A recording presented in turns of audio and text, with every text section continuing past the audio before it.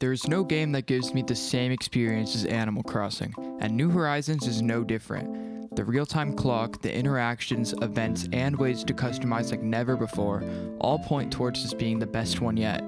But as someone with 500 hours in New Horizons and over 1,000 in New Leaf, I have my own list of opinions and complaints about what could be changed or added to improve the experience. I could go on forever about my favorite and least favorite things, so I'm going to try to stick to the main ones.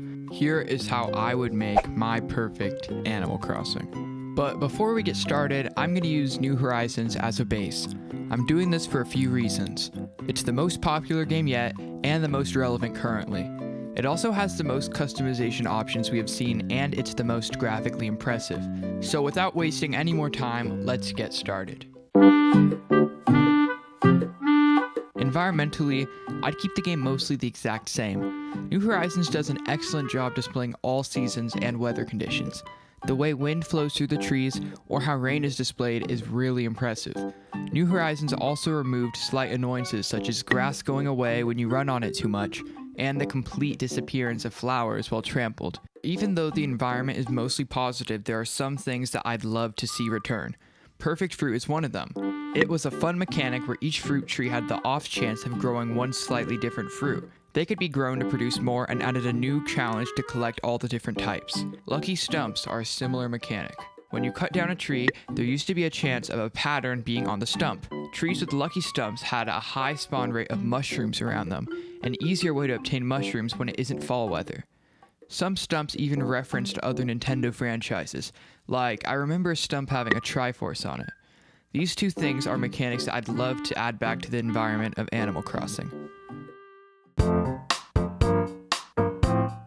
Villager interaction has been seen to be one of the most controversial things about New Horizons, and for good reason.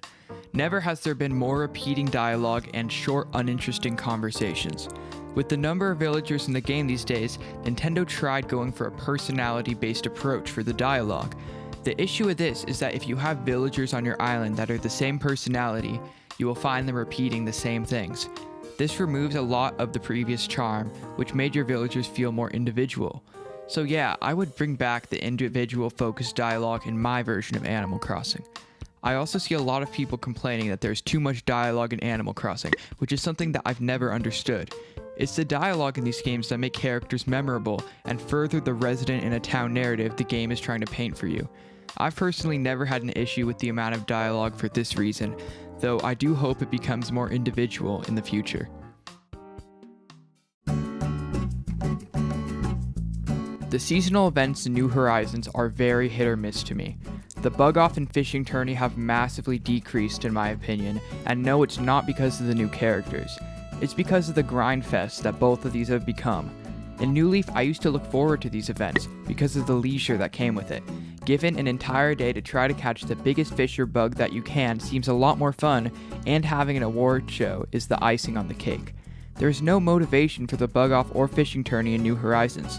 Spend an hour the day before digging up as much fishing bait as you can to catch as many fish as you can over multiple hours, then to spam the A button in front of CJ to get the exact same items you got the last tourney and receive a trophy in the mail the next day.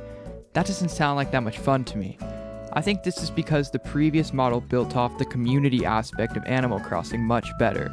Sure, you can see your villagers walking around with their nets in New Horizons, but it's not the same level as it was in New Leaf.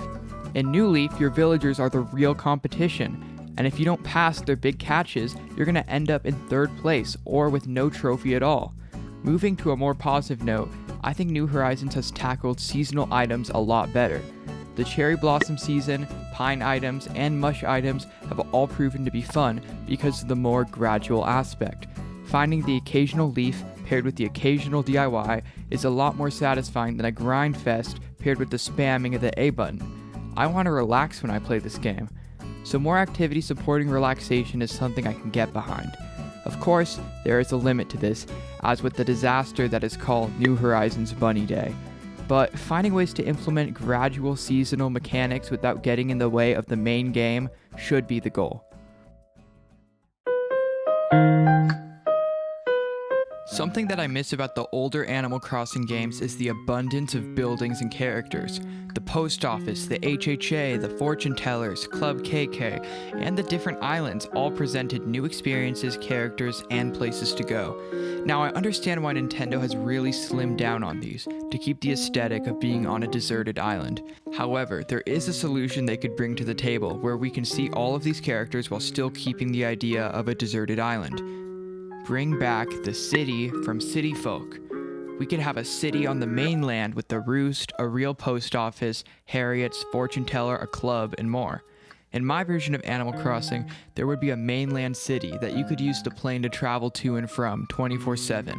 The city could also hold its own events completely separate from the island.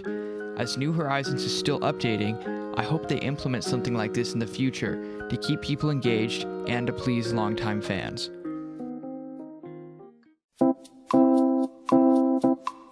Before I finish off the video, I want to touch on some original ideas that haven't been in an Animal Crossing game before, but I think could greatly improve the experience. Diving, in my opinion, is super boring and needs a complete overhaul. Your character swims way too slow and you can't access your inventory. There's also no motive to catch sea creatures besides the general museum, as you get nothing when you catch all of them. Adding different specs to different clothing items could really help this idea, such as flippers that let you swim quicker and snorkels that let you breathe longer.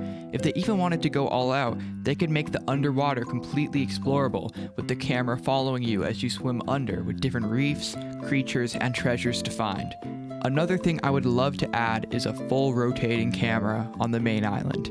Yes, I know, it kind of sounds weird, but imagine if you could interact with your Animal Crossing world the same way you can spin and interact with your house. The possibilities would be endless, especially with the addition of terraforming in New Horizons. Players' towns would become more creative, and the game would just feel more immersive. A final thing I'd love to see implemented in Animal Crossing is an improvement to custom designs. Why stop at basic shirts and caps when you could add custom shoes, glasses, full tattoos, scarves, socks, and more? New Horizons moved in the right direction with the addition of face paint, but I'd love to see this concept pushed further. So anyway, these are a bunch of things that I would love to see in my version of Animal Crossing, and I'm sure I'm going to think of a bunch of other things as soon as I upload this video. Let me know in the comments what you would have in your Animal Crossing, as I'm super curious to know. If you liked the video, leave a like. If you didn't like it, leave a dislike. And if you really liked it, then subscribe to the channel. I'll see you guys next time. Goodbye.